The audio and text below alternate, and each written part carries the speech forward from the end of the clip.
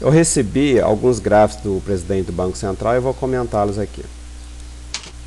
Bom, então tem praticamente um índice aqui, ele faz um balanço da economia em 2011, cenário internacional, perspectiva para 2012 e as considerações finais.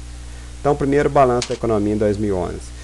O que aconteceu em 2011? Um descompasso entre demanda e oferta, ou seja, a demanda cresceu muito mais do que a oferta, a inflação subiu e eles tiveram que segurar um cadinho. Então, a inflação, commodities agrícolas, tá? Reajuste transporte urbano, fatores climáticos, choque, preço do etanol, inflação. Tá? Quando a demanda aumenta muito, dá inflação de demanda. Riscos e estabilidade financeira. Intenso e volátil fluxo de capital, crédito de consumo em rápida expansão, cenário internacional já era complexo. Então, foram várias coisas que favoreceram a instabilidade em 2011. Então, o que eles fizeram? Eles adotaram políticas, tá? Uma série de medidas. Por que uma série de medidas? Porque uma andorinha não faz verão. Eu canso de falar isso para vocês. Não é um fator que determina uma coisa. Então, são várias medidas. Foram adotadas a fim de combater a inflação e fortalecer os fundamentos da economia brasileira e proteger o sistema financeiro. Desequilíbrio entre oferta e demanda e inflação. Quando a demanda aumenta muito, a oferta não consegue acompanhar e dá inflação. Então, o que eles fizeram? Ações de política monetária, aumentar a Selic. Ações de política fiscal, cortar os concursos, diminuir os gastos públicos. Crescimento não sustentável do crédito e intenso e volátil fluxo de capital. Medidas macroprudenciais. O que eles fizeram? Eles deram um aperto nos bancos para os bancos pararem de emprestar. Então, essas três medidas aqui em conjunto, política monetária, política fiscal e medidas macroprudenciais, foram suficientes para detonar a inflação, apesar de que todo mundo estava gritando o contrário. Tá? Então, qual foi o resultado dessas políticas? Convergência da inflação para o centro da meta, tá? Em 2012. Inflação mensal em patamar mais baixo desde junho, então a inflação já está caindo. Inflação acumulada em 12 meses, após alcançar o pico do terceiro trimestre, já está inquieta, está caindo a inflação. Essa dinâmica vai continuar em 2012. Moderação do crescimento do crédito, tá? Tem que segurar o crédito, porque o crédito faz bolhas, com estrutura de garantias mais compatível. E também evita que os bancos quebrem. Melhor exposição cambial das instituições financeiras, tá? Eles previram a crise externa, tá? Problema de fluxo cambial. Moderação do fluxo financeiro de capitais estrangeiros de curto prazo, tá? O curto prazo tende a sair rápido, então eles cortaram. Com aumento da participação do investimento direto e capitais de longo prazo. Então aqui a inflação mensal estava numa média de 0,77, já caiu para 0,38. Então a inflação está totalmente sob controle. Inclusive a inflação acumulada em 12 meses também já começou a cair e a projeção é que ela continue a cair. Tá? Isso aqui é a expectativa do mercado financeiro. Então a inflação está sob controle, pode ficar sossegado. O crescimento do crédito que vinha crescendo muito rápido, tá? Com as medidas macroprudenciais, começou a se estabilizar. Então você tem que conter o crédito para poder segurar a inflação. Exposição cambial dos bancos, tá? O Brasil estava muito exposto diante da possibilidade da crise externa, o Banco Central inverteu esse problema. Os fluxos cambiais aqui também, tá? O investimento direto, ó, era pequeno, que é de investimento direto, era azul, que era pequeno, tá, agora está grande. E os outros tipos de dinheiro que vem para o Brasil era grande, agora está pequeno. Então, o governo fez com que o investimento direto aumentasse a sua participação, o que dá mais estabilidade para o país. Ingresso de capitais de prazos mais longos, tá? Aqui, ó, longo prazo está maior, tá aí o de curto prazo, o governo tributou para poder cair. Então, fez certinho. Agora o cenário internacional. Os Estados Unidos, crescimento econômico melhor do que o esperado no curto prazo, mas permanecem entraves estruturais de crescimento no longo prazo. Então o negócio é o seguinte, não adianta, vai ter alguns crescimentos, mas no longo prazo, Europa e Estados Unidos estão bem encalacrados. Zona do euro, negociações políticas avançam, mas ainda falta detalhes e implementação. Problemas ainda sem solução. Não tem solução por quê? Porque está difícil resolver. A Europa, os países vão ter que abrir mão da soberania para a Alemanha poder mandar. E eles não vão querer fazer isso, então por isso está difícil. China, desaceleração do crescimento econômico. Por que a China está desacelerando o crescimento dela? Por causa da inflação. Mesma coisa que aqui no Brasil, a gente tem que conter o crescimento para conter a inflação. Economias emergentes, políticas de combate à inflação e redução da demanda global afeta o crescimento das economias emergentes. Então isso aqui vai até ajudar a combater a inflação, tá? Mundo baixo crescimento nos próximos anos. Então isso aqui vai fazer com que a inflação mundial, que estava muito alta, agora dê uma moderada. Estados Unidos. Crescimento econômico melhor do que o esperado no curto prazo, mas permanecem entradas estruturais do longo prazo. O que é? Endividamento do setor público, tá? Esse endividamento reflete na dívida externa, então você tem que conter o setor público para poder conter a dívida externa. O mercado de trabalho está com muito desemprego, o mercado imobiliário lá não reage aos preços e as famílias continuam endividadas, apesar deles pararem de gastar um pouco, tá? Continuam endividados. Então, nos Estados Unidos, o mercado de trabalho continua alto o desemprego, apesar de estar criando emprego agora. O mercado imobiliário continua baixo o preço.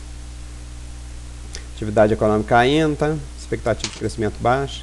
Zona do euro, negociações políticas avançam rumo a uma união fiscal na União Europeia. Então, o que eles estão querendo fazer? Abrir mão da soberania dos países gastadores, né? Para poder a Alemanha botar ordem na casa.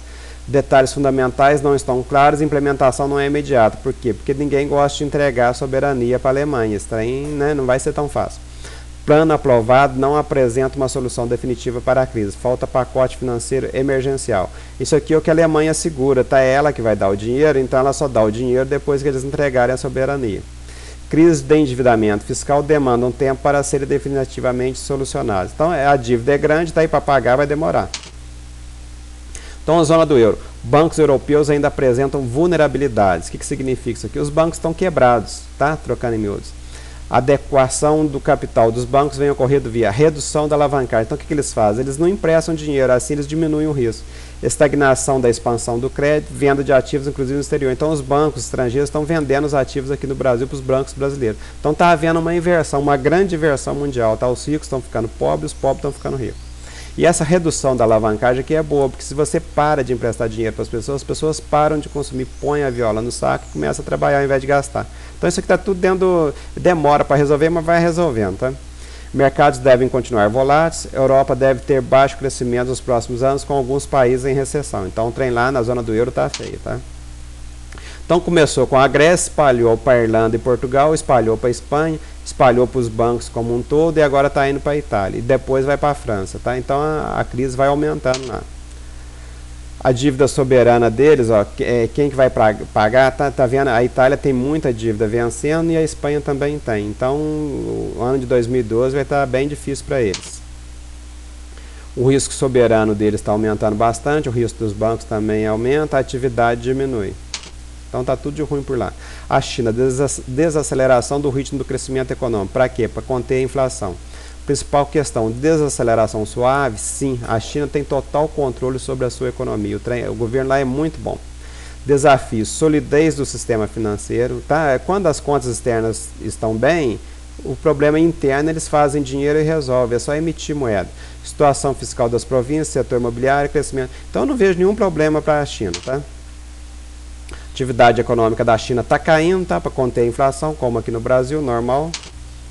Economias emergentes, políticas de combate à inflação, por isso que a economia está diminuindo. Redução da demanda global, redução do comércio nacional, preço das commodities em queda. Está vendo esse preço das commodities em queda? Isso aqui significa inflação em queda. Volatilidade do fluxo de capitais, as economias emergentes também devem crescer a um ritmo menor em 2012, tá? Para combater a inflação. Então as economias emergentes como um todo vão dar uma maneirada, o preço das commodities também vão maneirar, fluxo de capitais tá, dá uma caída, o crescimento da China está diretamente proporcional ao preço das commodities. Então quando a China cresce muito, as commodities também sobem, lógico, é efeito China. Tá? Economia brasileira, perspectiva para 2012. Política macroeconômica consistente, realmente o governo está fazendo um excelente trabalho. Sistema financeiro sólido, os bancos brasileiros não vão quebrar e estão comprando os bancos estrangeiros. E colchões de liquidez conferem robustez e credibilidade à economia brasileira. Então está tudo muito bem aqui no Brasil. Ações tempestivas de política macroeconômica minimizam os efeitos da crise internacional na economia brasileira. Então está tudo sob controle. Inflação menor em 2012 que 2000. Então a inflação vai cair e o crescimento, segundo o Banco Central, vai aumentar em 2012. Então tudo de bom para o Brasil em 2012. Os concursos vão voltar, tá? Que é a nossa área. Então o câmbio flutuante tá, deu certo, ó, na crise de 2008 ele variou bastante, dessa vez ele já está variando bem, menos, tá? Porque o mundo já viu que não consegue derrubar o Brasil. A dívida externa líquida está positiva, tá vendo? Nós não estamos devendo, nós somos credores em relação ao mundo. A dívida pública líquida caiu de 60% do PIB para 38% do PIB, está excelente, caiu 22 pontos percentuais, está excelente. O povo fala que a dívida pública brasileira está estourando, mentira, tá? Endividamento externo está excelente, em dezembro estava muito grande, tá vendo? Agora todos os índices estão pequenos. Reservas internacionais com 352 bilhões de dólares, excelente, subiu bastante, tá? Depósito compulsório sob controle, ó, depósito compulsório alto, dá para poder ser usado em épocas de crise. Capital, isso aqui eu não sei o que é.